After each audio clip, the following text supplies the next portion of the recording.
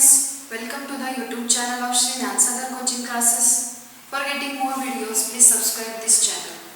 So today we are learn about a uniform and a non-uniform linear motion. Uniform and non-uniform linear motion. आता linear motion बद्दल आपण या अगोदर बघितलेलंच आहे की अशी मोशन की जी स्ट्रेट लाईन असेल तिला आपण लिनियर म्हणतो. एका लाईन मध्ये असेल त्याला आपण लिनियर म्हणतो. युनिफॉर्म लिनियर मोशन आणि नॉन युनिफॉर्म लिनियर मोशन म्हणजे काय असेल. दोघंही तर स्ट्रेट लाईन आहे पण यामध्ये डिफरन्स काय आहे. So you have given a some example that Amar, Akbar and Anthony are travelling in a different cars. ते वेगवेगळ्या कार्समध्ये ट्रॅव्हल होत आहे विथ द डिफरंट व्हेलॉसिटीज. वेगवेगळ्या व्हेलॉसिटीने ते मूव्ह होत आहे. So the distances covered by they during the different time interval. त्यांनी cover केलेला डिस्टन्स हा डिफरंट टाइम इंटरवलमध्ये कसा आहे हा आपल्याला इथे टेबलमध्ये दिलेला आहे. सो तो बघूया आणि त्यावरून आपल्याला जे क्वेश्चन्स आहेत ते विचारलेले आहे. So here time in the clock दिलाय. Distance covered by Amar in kilometre, distance covered by Akbar in kilometre and distance covered by Anthony in the kilometre. So 5 to 5:30, 5:30 to 6, 6:30 to 7, 7:30 to 8 असं हाफ आवरचं काय आहे time interval आहे. आणि या half आवरच्या 30 मिनिट्सच्या time इंटरवलमध्ये अमरने distance cover केले. पहिल्या half आवरमध्ये 20 kilometre, नंतर 40, 60, 80, 100 and 120. म्हणजे या ठिकाणी आपल्याला दिसतं की प्रत्येक हाफ आवरमध्ये अमरने कव्हर केलेले डिस्टन्स हे किती किलोमीटरने वाढत गेलंय 20. म्हणजे त्याने प्रत्येक हाफ आवरमध्ये किती डिस्टन्स कव्हर केलं 20 किलोमीटर डिस्टन्स कव्हर केलेलं आहे. Then distance covered by the Akbar in kilometre. अकबरने जे डिस्टन्स कव्हर केलं तर पहिल्या हाफ आवरमध्ये त्याने 18 डिस्टन्स कव्हर केलं. बरोबर आहे 18 किलोमीटर. नंतरच्या हाफ आवर 36 म्हणजे 18 किलोमीटर. नंतर परत 36 to 42 असं त्याने कव्हर केलेलं आहे.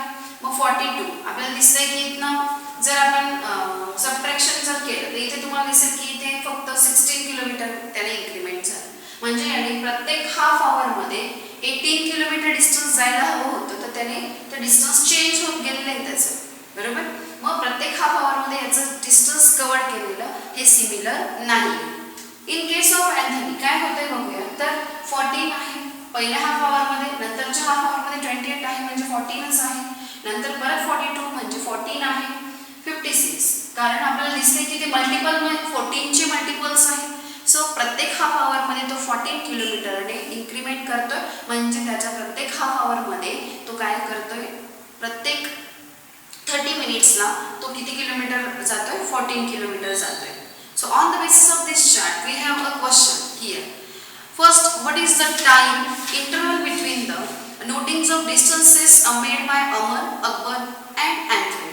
So आपल्याला माहिती आहे नोटिंग टाइम डिस्टन्सेस जो टाइम इंटरवल आहे दोन ज्या दिलेले टाइम आहे त्यामधला जो डिस्टन्स आहे किंवा डिफरन्स आहे तो किती आहे तर तो आहे 30 मिनिट्सचा. So time interval between them is 30 minutes. Then second question is who has covered equal distances in equal time interval? Equal time interval आहे. प्रत्येक ठिकाणी हाफ आवरनेच वाढत गेलेला आहे म्हणजे टाइम इंटरवल ते इक्वलच आहे. पण या इक्वल टाइम इंटरवलमध्ये कोणी इक्वल डिस्टन्स कव्हर केलं तर आपल्याला माहिती आहे अमर आणि अँथनी ह्या दोघांनीही इक्वल टाइम इंटरवलमध्ये याने 20 किलोमीटर डिस्टन्स केले प्रत्येक हाफ आवरमध्ये आणि अँथनीने किती केलंय 14 kilometre. So Amar and Anthony both are cover equal distances in equal interval of time. Then third question is are all the distances covered by Akbar in the fixed time interval are same? हा fix time interval आहे. या fix time interval मध्ये अकबरने cover केलेले distance same आहे का. No. त्याचा answer no आहे कारण त्याने पहिल्या हाफ आवरमध्ये 18 केलं, दुसऱ्या हाफ आवरमध्ये 18, नंतरच्या हाफ आवरमध्ये 16 केलं म्हणजे कमी केलेलं आहे किंवा ते सारखं नाहीये. So it cannot cover the equal interval or equal distances in equal interval of time. The next question is considering the distance covered by Amar, Akbar and Anthony in the fixed time intervals. So what can you say about their speed? तर त्यांच्या speed बद्दल आपण काय बोलू शकतो तर याने equal time interval मध्ये इक्वल डिस्टन्स कव्हर केलं. आपण या अगोदर स्पीड बद्दलची इन्फॉर्मेशन बघितलेली आहे. आपल्याला माहिती आहे की स्पीड इज इक्वल टू आपण बघितलंय total distance covered that is distance upon time. बरोबर. आणि डिस्टन्स अपॉन टाइम जर घेतला तर प्रत्येक हाफ आवरला त्याने डिस्टन्स कव्हर केलाय 20 किलोमीटर. 20 अपॉन 30. प्रत्येक वेळेस हा रेशो काय राहणार आहे? कॉन्स्टंट. म्हणजे त्याचा स्पीड काय राहणार आहे? कॉन्स्टंट राहणार आहे. इन केस ऑफ अकबरच्या बाबतीत जर आपण घेतलं तो रेशो चेंज होणार आहे म्हणजे त्याची स्पीड कॉन्स्टंट राहणार नाही. आणि इथे काय होत आहे? इथे सुद्धा अंधडीच्या बाबतीत सुद्धा काय होणार आहे की त्याचे सुद्धा इक्वल इंटरवल ऑफ टाइम मध्ये त्याने इक्वल डिस्टन्स कव्हर केलं म्हणजे तिथेही काय होणार आहे की तिथे सुद्धा स्पीड काय राहणार आहे? कॉन्स्टंट राहणार आहे.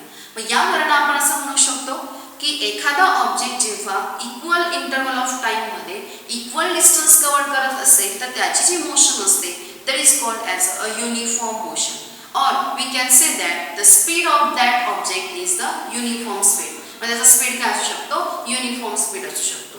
आणि जर एखादा ऑब्जेक्ट हा इक्वल टाइम इंटरवल मध्ये जर अनइक्वल डिस्टन्स कव्हर करत असेल म्हणजे प्रत्येक हाफ आवर मध्ये जसं अकबरने कव्हर केलेली जी डिस्टन्स होतं ते वेगवेगळं होतं की नाही. सो अनइक्वल डिस्टन्स आहे जर इक्वल टाइम इंटरवल मध्ये कव्हर करत असेल तर the speed of that object is said to be a non-uniform speed.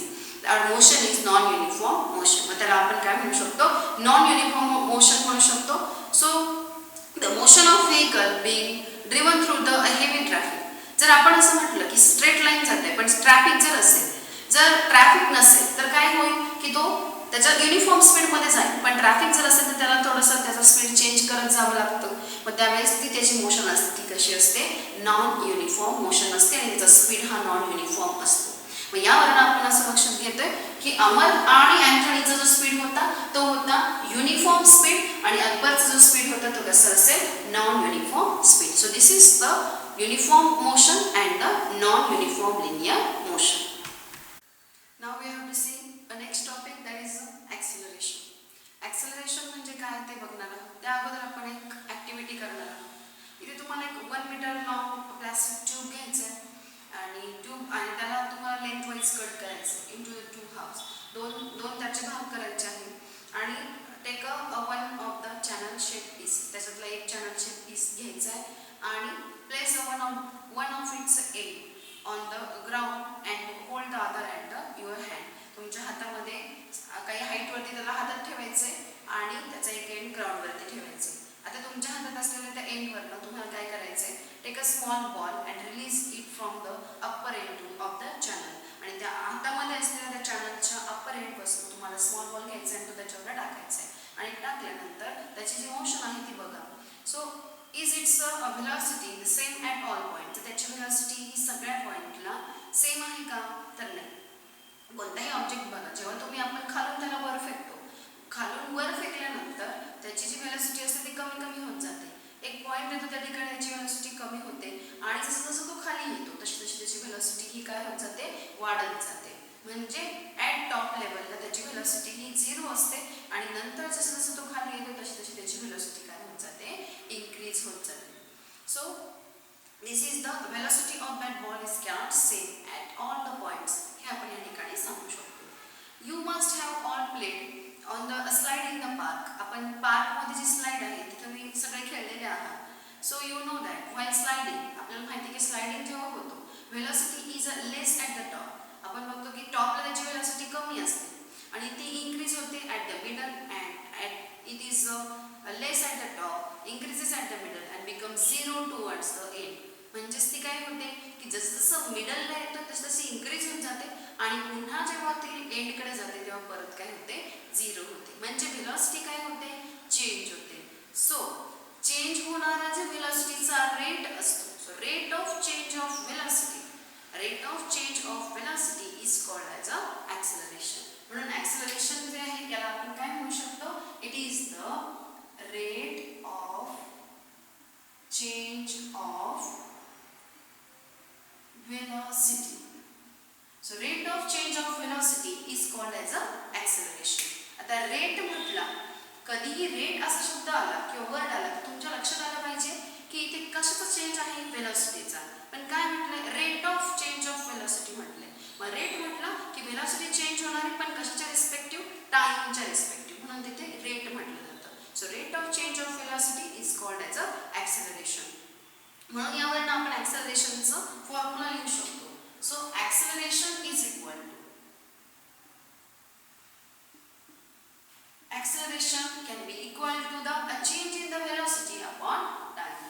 So it is change in velocity upon time. So this is a rate of change of velocity. We called it as a acceleration. Now if we take initial time, suppose initial velocity, जर एखादा object असेल त्या ऑब्जेक्टची initial velocity u असेल, after the time t or in time t, in time is equal to t, it got a final velocity that is equal to v. Always इथून पुढे तुम्हाला लक्षात ठेवायचं आहे, फिजिक्स मध्ये इनिशियल वेलोसिटी ही नेहमी u या लेटरने दाखवतात, टाइम पिरियड जो असतो तो t ने दाखवतात आणि फायनल वेलोसिटी जी असते ती v या लेटरने दाखवली जाते. मग यावरून आपण काय म्हणू शकतो, ॲक्सेलरेशनची डेफिनेशन देऊ शकतो की ॲक्सेलरेशन जे आहे, therefore we can calculate the acceleration as acceleration is equal to change in velocity. बरोबर, चेंज इन वेलोसिटी म्हणजेच काय, डिफरन्स इन द वेलोसिटी. मग आपल्याकडे दोन वेलोसिटी आहेत, सो डिफरन्स कशात येणार, final velocity minus initial velocity. So final velocity minus initial velocity, this is the change and upon the time. त्यासाठी लागणारा टाइम की किती टाइम मध्ये इनिशियल वेलोसिटी फायनल वेलोसिटी मध्ये चेंज झाली आहे, हे आपण या ठिकाणी त्यांचा डिफरन्स घेतोय. So we can write acceleration is equal to final velocity minus initial velocity. So we know that from this we can say that this acceleration is equal to, acceleration is always denoted by the letter a. So this acceleration is equal to final velocity is a v minus initial velocity is a u upon t. This is the formula for the acceleration. या फॉर्म्युलाचा वापर करून तुम्ही example जे असतील ते solve करू शकता. So here the a for the acceleration, v is for final velocity, u initial velocity and t is for the time. आता आपण या ठिकाणी एक कन्सेप्ट शिकणार आहोत, ती म्हणजे की जसं आपण युनिफॉर्म मोशन बघितली, स्पीड हा युनिफॉर्म असतो नॉन युनिफॉर्म असतो, तसं ॲक्सेलरेशन हे सुद्धा युनिफॉर्म असतं किंवा नॉन युनिफॉर्म असतं. मग कसं सांगू शकतो, जर स्पीड युनिफॉर्म असेल तर आणि नॉन युनिफॉर्म असेल तर, if the velocity of the object is a changes during the certain time period, then it is said to be have accelerated motion. की एखाद्या सर्टन टाइम पिरियड मध्ये व्हेलॉसिटी जर ऑब्जेक्टची चेंज होत असेल तर त्याला आपण काय म्हणतो की ती जी मोशन आहे ती काय होते, ॲक्सेलरेटेड मोशन आहे असं आपण म्हणू शकतो. कारण सर्टन टाइम इंटरवल नंतर त्याची व्हेलॉसिटी चेंज होते. मग चेंज होणारा हा बदल जो आहे, जो व्हेलॉसिटी मध्ये होणारा जो चेंज आहे, that we called it as a acceleration, किंवा ती जी मोशन आहे तिला आपण म्हणू शकतो accelerated motion. So an object in the motion can have a two types of acceleration. आणि म्हणून एखादा ऑब्जेक्ट जो असेल तो जर ॲक्सेलरेशन मध्ये असेल तर त्याला दोन टाइपचे ॲक्सेलरेशन असतात. एक असतं, so there are two types of acceleration. One type is the uniform acceleration, uniform accelerated motion, आणि दुसरी आहे non uniform accelerated motion. So there are two types of motion. When the object having the in accelerated motion, जर object हा accelerated motion मध्ये असेल तर तिथे दोन टाइपचे मोशन असू शकतात, uniform accelerated motion and the non uniform accelerated motion. तर युनिफॉर्म acceleration आहे, युनिफॉर्म acceleration आपण कशाला म्हणणार, if the velocity of the object, if the velocity is a changes in the equal amounts in the equal time interval, the object is said to be a uniform acceleration. म्हणजे equal time interval मध्ये व्हेलॉसिटीचा होणारा change हा equal असेल तर तेव्हा आपण त्याला काय म्हणू शकतो, that motion is a accelerated motion or uniform acceleration. त्याला आपण म्हणणार युनिफॉर्म ॲक्सेलरेशन. आणि जर एखादा ऑब्जेक्ट जर असेल तर त्या ऑब्जेक्टचं जी मोशन असेल तर ती मोशन किंवा व्हेलॉसिटी मध्ये होणारा चेंज असेल, if the velocity changes is unequal in the equal amounts of time interval, म्हणजे equal amount of time interval मध्ये जर unequal change होत असेल व्हेलॉसिटीचा तर त्याला आपण म्हणणार it is a non uniform acceleration. म्हणजे फॉर एक्झाम्पल आपण बघूया इथे की समजा व्हेलॉसिटी जी आहे, व्हेलॉसिटी आणि time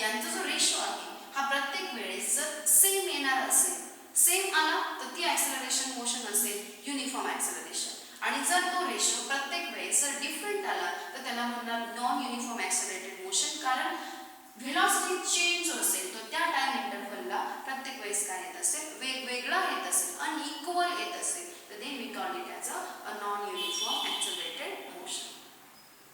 There are also three types of acceleration. From this formula, we can find out that type. So there are three types of acceleration. One is positive acceleration. Then another one is negative acceleration. And third one is the zero acceleration. मग आता हे काय आहे ते बघूया. Positive acceleration म्हणजे काय, negative acceleration म्हणजे काय किंवा झिरो ॲक्सेलरेशन म्हणजे काय ते बघूया. इथे बघूया की जेव्हा ऑब्जेक्ट जो असतो it have a positive or the negative acceleration when the velocity of the object is increases. एखाद्या ऑब्जेक्टची वेलोसिटी ही इंक्रीज होत जाते. The acceleration is said to be positive. कारण आपण बघतोय की इनिशियल वेलोसिटी u आहे, बरोबर. म्हणजे सुरुवातीला वेलोसिटी u होती आणि जर वेलोसिटी इंक्रीज होत गेली, बरोबर, म्हणजे इथे काय होऊ शकतं, पॉझिटिव्ह मध्ये वेलोसिटी इंक्रीजेस, बरोबर. म्हणजे u ही इनिशियल वेलोसिटी होती आणि काहीतरी टाइम इंटरवल नंतर v वेलोसिटी काय गेली, वाढत गेली, इंक्रीज होत गेली. म्हणजे दोघांचा डिफरन्स काय येणार, पॉझिटिव्ह. v जो आहे तो मोठा असेल आणि u छोटा असेल, बरोबर. मग त्यामुळे v मायनस u कसा येईल, पॉझिटिव्ह. आणि पॉझिटिव्ह आला तर त्या ठिकाणी काय होणार आहे, जे ॲक्सेलरेशन असेल ते कसं असेल, positive acceleration. Then second is negative. Negative काय असेल तर जेव्हा when the velocity is decreases then that acceleration is said to be a negative acceleration. कारण वेलोसिटी डिक्रीज झाली, बघ. इनिशियली काहीतरी वेलोसिटी होती, इनिशियली वेलोसिटी काहीतरी असताना u इतकी वेलोसिटी समजा होती आणि v वेलोसिटी काय होत गेली, डिक्रीज होत गेली. तर आपल्याला लक्षात येते की v हा डिक्रीज होत गेला म्हणजे v ची व्हॅल्यू कमी आहे आणि u ची व्हॅल्यू जास्त आहे.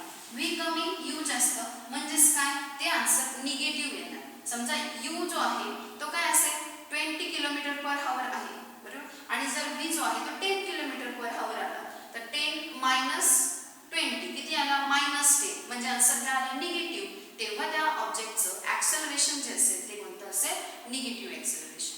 आणि जर ॲक्सेलरेशन जे आहे हे जर त्यावेळेस ते ॲक्सेलरेशन जे असेल ते अपोजिट डायरेक्शनला असतं असंही म्हटलं जातं. Okay. Then if the velocity of the object is cannot be changes. Velocity जर नॉन चेंज झाला, वेलोसिटी जे असेल ते जर युनिफॉर्म असेल, बरोबर, स्पीड हा युनिफॉर्म असेल, बदलतच नसेल तर काय होईल, स्पीड बदलतच नाहीये म्हणजे इनिशियल वेलोसिटी पण तीच, फायनल वेलोसिटी पण तीच, म्हणजे 20 किलोमीटर पर आवर आणि फायनल वेलोसिटी पण 20, 20 मायनस 20 0. त्यावेळेस त्या ऑब्जेक्टची वेलोसिटी काय, ॲक्सेलरेशन काय असेल, 0. So here velocity does not change. इथे वेलोसिटीचा चेंज होत नाही. सो इथे वेलोसिटी काय राहते, कॉन्स्टंट राहते. इनिशियली पण तीच वेलोसिटी राहते, फायनली पण तीच वेलोसिटी राहते. यावरून आपण म्हणू शकतो की that object having a acceleration which is a zero acceleration. So there are three type of acceleration: positive acceleration, negative acceleration and the zero acceleration. So इथे तुम्हाला लक्षात येते की आपण आज ॲक्सेलरेशनचा फॉर्म्युला बघितलाय, change of velocity upon time. Then velocity is u असेल, फायनल वेलोसिटी v असेल, टाइम t असेल. तर ॲक्सेलरेशनचा फॉर्म्युला बघितला, final velocity minus initial, that is a is equal to v minus u upon t. Then non-uniform accelerated motion. ॲक्सेलरेशनचे दोन type बघितले, ते म्हणजे युनिफॉर्म ॲक्सेलरेशन आणि नॉन युनिफॉर्म ॲक्सेलरेशन. आणि आणखी त्या वेलोसिटी इन्क्रीज होते की डिक्रीज होते यावरून त्याचे तीन टाईप बघितले, positive acceleration, negative acceleration and the zero acceleration. Here one point is remain, that what is the unit of acceleration.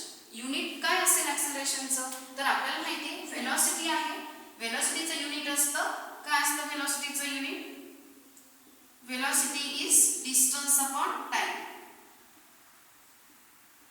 So time डिस्टन्सचं युनिट असतं मीटर, टाइमचं युनिट आहे सेकंड. कशामध्ये, MKS सिस्टीम मध्ये, बरोबर, मीटर पर सेकंड. मग इथे वेलोसिटीचं जे युनिट आहे ते असणार आहे. मग यावरून आपण युनिट ऑफ ॲक्सेलरेशन काय असेल तर ते असेल मीटर पर सेकंड पर सेकंड. म्हणजेच काय, मीटर पर सेकंड स्क्वेअर. म्हणजे MKS सिस्टीम मध्ये ॲक्सेलरेशनचं युनिट आहे मीटर पर सेकंड स्क्वेअर आणि जर CGS सिस्टीम घेतली तर त्याचं युनिट जे असणार आहे ते असेल centimetre per second square. Okay, so this is the unit of the acceleration in MKS and CGS. जेव्हा तुम्ही एक्झाम्पल सॉल्व करता त्यावेळेस तुम्हाला या युनिटची गरज असते, कारण जेव्हा तुम्ही युनिट देतात तेव्हाच तुम्हाला त्याचा हाफ मार्क मिळत असतो. जरी तुमचा आन्सर करेक्ट असेल आणि तुम्ही युनिट दिलं नाही तर तुम्हाला हाफ मार्क्स मिळत नाही. So this is all about the